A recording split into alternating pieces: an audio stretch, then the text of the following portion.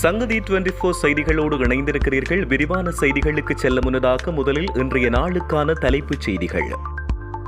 உலக சந்தையில் தங்கத்தின் விலையில் மாற்றம். தேசிய மக்கள் சக்தியின் உறுப்பினர் ஒருவர் அதிரடியாக கைது. கொழும்பில் பெண்கள் மற்றும் சிறுமிகள் மத்தியில் ஏற்பட்டுள்ள ஆபத்து.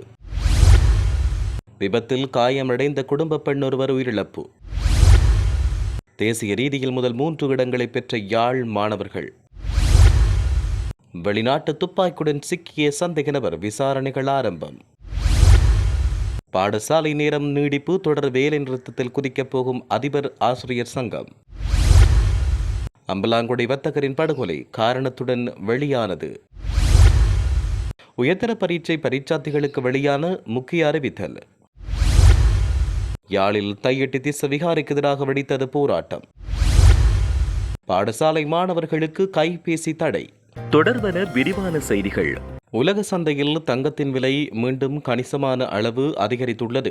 இதற்கமைய உலக சந்தையில் ஒரு அவுன்ஸ் தங்கத்தின் விலை இன்று 3998 அமெரிக்க டாலர்களாக பதிவாகியுள்ளது. பல வாரங்களாக கூர்மையான விலை உயர்வுக்கு பின்னர் இந்த விலை பதிவாகியுள்ளது. இதேவேளை இலங்கையில் தங்கத்தின் விலை இப்போது நிலையாக உள்ளது என கொழும்பு தங்க சந்தை சங்கத்தின் தலைவர் பி பாலச்சந்திரன் தெரிவித்தார்.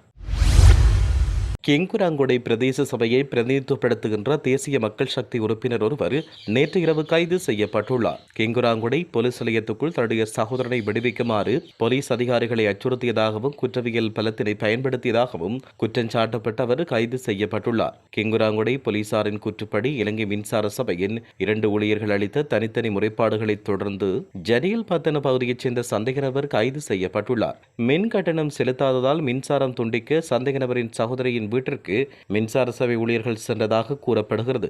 இதன்பொழுது பிரதேச சபை உறுப்பினர் அவர்களை அச்சுறுத்தியதாகவும் அவர்களின் மோட்டார் சைக்கிளை சேதப்படுத்தியதாகவும் தெரிவிக்கப்படுகிறது. இதன் பின்னர் சந்தேக நபர் தன்னுடைய சகோதரன் தடுத்து வைக்கப்பட்ட கெங்குராங்குடை போலீஸ் நிலையத்துக்கு வந்து அதிகாரிகளை அச்சுறுத்தி அவரை விடுவிக்க கோரி பலத்தை பயன்படுத்தியதாக போலீசார் தெரிவித்தனர். இதையடுத்து கைது செய்யப்பட்ட பிரதேச சபை உறுப்பினர் புதன்கிழமை கெங்குராங்குடை நீதவான் நீதிமன்றில் முன்னிலைப்படுத்தப்பட்டுள்ளார்.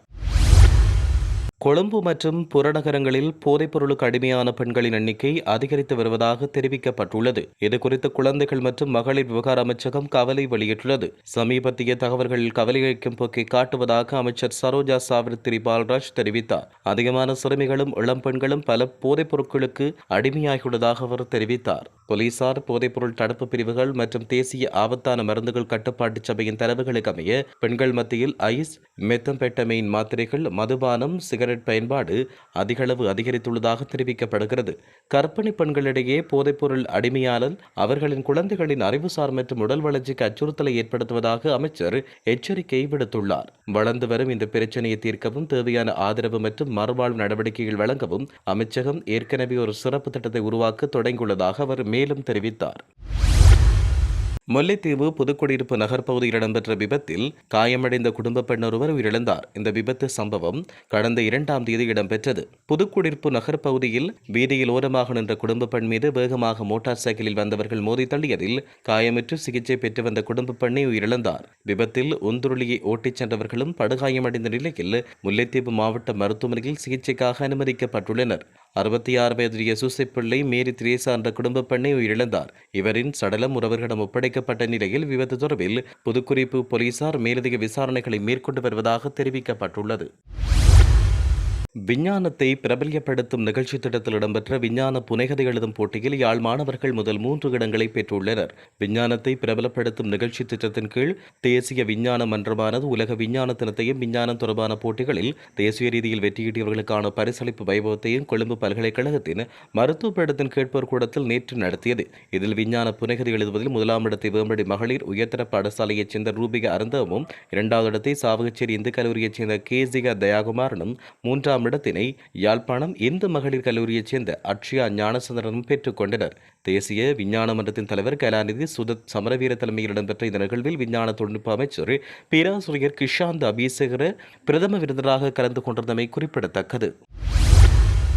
முல்லேரியா பாரூன் ஜெயதிலக மாவட்ட பகுதியில் துப்பாக்கி மற்றும் ஐஸ் போதைப்பொருளுடன் ஒருவர் கைது செய்யப்பட்டுள்ளார். மேற்கு மாகாண தெற்கு குற்றப்பிரிவு அதிகாரிகளுக்கு கிடைத்த ரகசிய தகவலை தொடர்ந்தே இந்த கைது நடவடிக்கை மேற்கொள்ளப்பட்டுள்ளது. கைது செய்யப்பட்ட நேரத்தில் சந்தேக நபரிடமிருந்து வெளிநாட்டில் தயாரிக்கப்பட்ட பிஸ்டல் ரக துப்பாக்கி, 9 தோட்டாக்கள், ஒரு மெகசின் மற்றும் சுமார் 13 கிராம் ஐஸ் போதைப்பொருள் என்பவை மீட்கப்பட்டுள்ளன. சந்தேக நபர் பெபானா பகுதியைச் சேர்ந்த 43 வயதுடையவர் என்று காவல்துறை தெரிவித்துள்ளது. இதன்படி கண்டுபிடிக்கப்பட்ட துப்பாக்கி இதனும் குற்றச்செயலுக்கு பயன்படுத்தப்பட்டுள்ளது என்பது தொடர்பில் மேலதிக விசாரணைகளை காவல்துறையினர் மேற்கொண்டு வருவதாக தெரிவிக்கப்பட்டுள்ளது.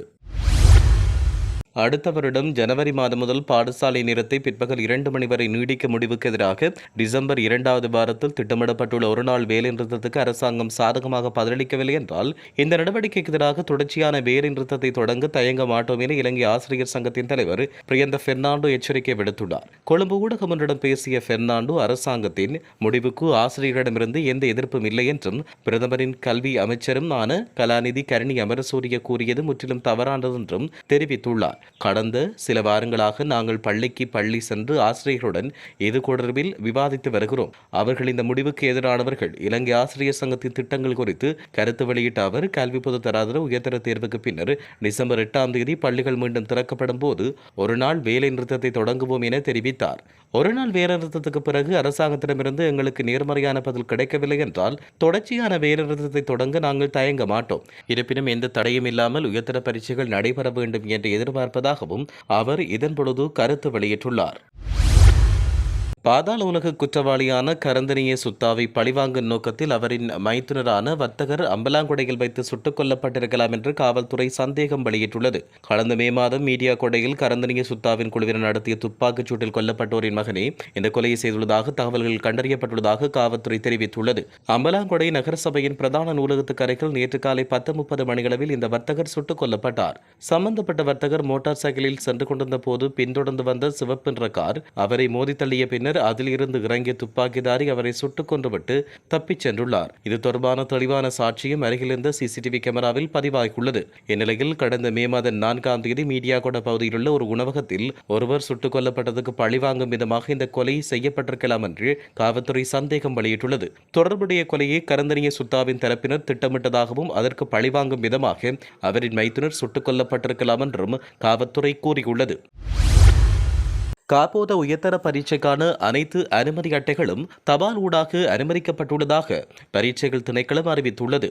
குறிப்பாக தபால் மூலம் அனைத்து பரீட்சார்த்திகளுக்கும் இந்த அட்டைகள் அனுப்பி வைக்கப்பட்டதாகவும் அறிவிக்கப்பட்டுள்ளது. பரீட்சை ஆணையாளர் நாகம் இந்திகா குமார் லியனிக்கே தங்கள் அனுமதி அட்டையில் திருத்தங்கள் தேவைப்படும் எந்தவொரு பரீட்சார்த்தியும் உடனடியாக திணைக்களத்தை தொடர்பு கொள்ளுமாறும் தெரிவித்தார். இவ்வாண்டு காப்போது உயர்தர பரீட்சை நவம்பர் 10ஆம் தேதி தொடங்கப்பட உள்ளது. மொத்தம் 3,40,525 பரீட்சார்த்திகள் பரீட்சைக்கு தோற்றுவார்கள் என்றும் எதிர்பார்க்கப்பட்டுள்ளது. நாடு முழுவதிலும் 2,365 பரீட்சை மையங்கள் நிறுவப்பட்டுள்ளதாக, பரீட்சையை சுமூகமாக நடத்த தேவையான அனைத்து ஏற்பாடுகளும் செய்யப்பட்டுள்ளதாகவும் பரீட்சைகள் ஆணையாளர் நாயகம் மேலும் உறுதிப்படுத்தியுள்ளார். யாழ் தையிட்டியில் அமைந்துள்ள சட்டவிரோத திஸ்ஸவிகாரைக்கு எதிராக தொடர் போராட்டம் ஒன்று முன்னெடுக்கப்பட்டு வருகிறது. நேற்று பிற்பகல் 4 மணிக்கு ஆரம்பிக்கப்பட்ட இந்த போராட்டம் மாலை 6 மணிக்கு நிறைவடைந்த நிலையில் இன்று காலை மீண்டும் ஆரம்பமாகி நடைபெற்றது. சட்டவிரோத முறையில் அமைக்கப்பட்ட தையிட்டி திஸ்ஸவிகாரை அகற்றுமாறு கோரி தமிழ் தேசிய மக்கள் முன்னணியினர் மக்களுடன் இணைந்து தொடர்ச்சியாக போராடி வருகின்றனர். இந்த போராட்டம் ஒவ்வொரு பௌர்ணமி தினத்திலும் முன்னெடுக்கப்பட்டு வருகின்றமை குறிப்பிடத்தக்கது. 12 வயதுக்குட்பட்ட பாடசாலை மாணவர்களுக்கு கைபேசி தடை செய்யும் விவகாரம் தொடர்பில் பெண்கள் மற்றும் சிறுவர் விவகார அமைச்சு தன்னிலை விளக்கம் அளித்துள்ளது. இந்த நடவடிக்கை தொடர்பில் அரசாங்கத்துக்குள் இதுவரை உத்தியோகபூர்வ கலந்துரையாடல் எதுவும் இடம்பெறவில்லை என பெண்கள் மற்றும் சிறுவர் விவகார பிரதி அமைச்சர் நாமல் சுதர்சன தெரிவித்தார். அவர் மேலும் தெரிவிக்கையில், எந்தவொரு முடிவையும் எடுப்பதற்கு முன்னர் குறிப்பிடத்தக்க கலந்துரையாடல் தேவைப்படும். நாங்கள் இன்னும் எதையும் விவாதிக்கவில்லை. இது ஒரு கருத்து மட்டுமே. இதை செய்ய வேண்டுமானால் நீதி அமைச்சு போன்ற பிற அமைச்சுக்களுடன் கலந்தாலோசித்து செய்யப்பட வேண்டும் என்று அவர் தெரிவித்தார். இலங்கையில் 12 வயதுக்குட்பட்ட பாடசாலை மாணவர்கள் கைபேசி பயன்படுத்துவதை தடுப்பதற்காக முன்மொழியப்பட்ட யோசனைகள் தற்போது ஆலோசனை மட்டத்தில் இருப்பதாகவும் அவர் இதன்பொழுது தெரிவித்தார். இத்துடன் செய்திகள் யாவும் நிறைவு பெறுகின்றன. மேலதிக செய்திகளுக்காக சங்கதி 24.com உடன் இணைந்திருங்கள். வணக்கம்.